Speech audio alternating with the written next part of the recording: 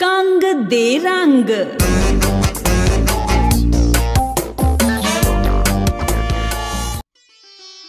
बीकानेर रियासत के यशस्वी महाराजा गंगा सिंह जी सन 1927 में जब रेतीली धरती पर नहर लेकर आए तो श्रीगंगानगर शहर की स्थापना हुई। श्रीगंगानगर ने जहां विश्व प्रसिद्ध गजल सम्राट जगजीत सिंह को जन्म दिया, वहीं एवरेस्ट विजेता कर्नल अवतार सिंह चीमा, फिल्म अभिनेता योगेश छाबड़ा की भी ये कर्मभूमि रहा है।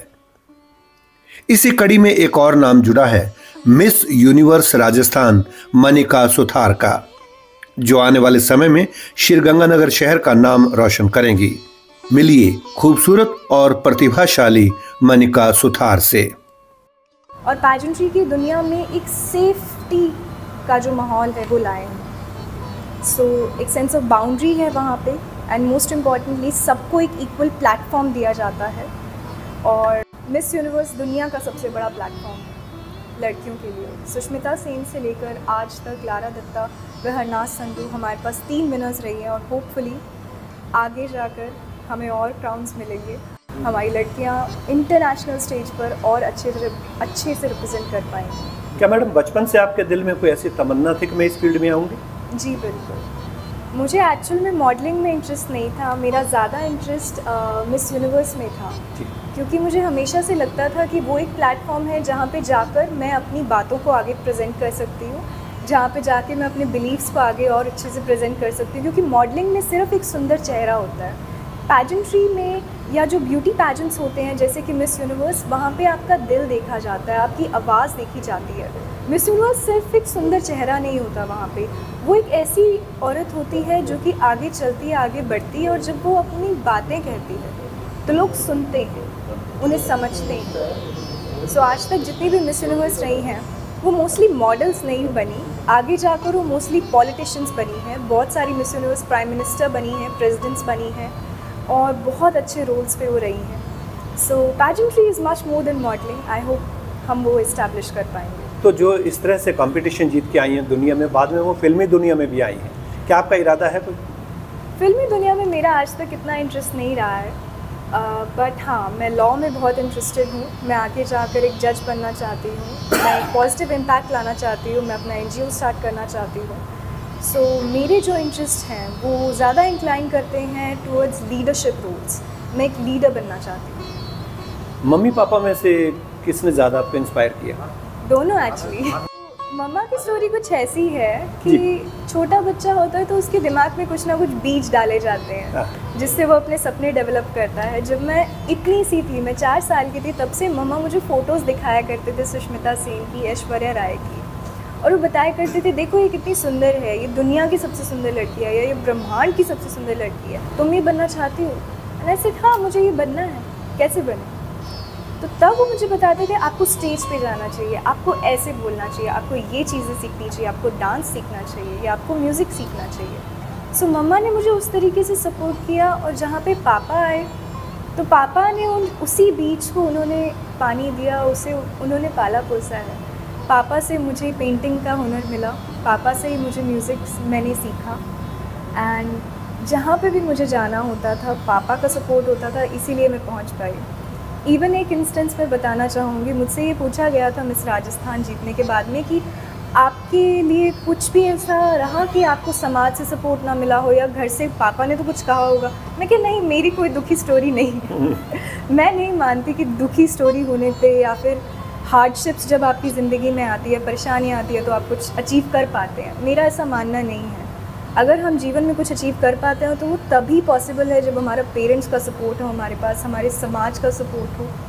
और मैं उस मामले में बहुत लकी रही हूँ। सुथार समाज ने मुझे जितना सपोर्ट किया है बचपन से लेकर आज तक, जितना मेरे पेरेंट्स ने आज तक मुझे सपोर्ट किया है, और जितना इस शहर ने मुझे सपोर्ट किया है, जितना मेरे स्कूल ने सपोर्ट किया है, मेरे प्रिंसिपल ने सपोर्ट किया है, उसके बिना मैं आज इस मुकाम पे ना हूँ।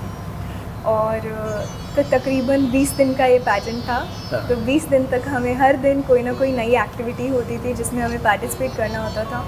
और हम कैसे चलते हैं, हम कैसे बोलते हैं, हम लोगों से कैसे मिलते हैं, इवन वहाँ पे जो वर्किंग स्टाफ होता था होटल का, उनसे हम कैसे बात करते हैं, इवन उस चीज़ के भी हमारे मार्क्स लगते थे।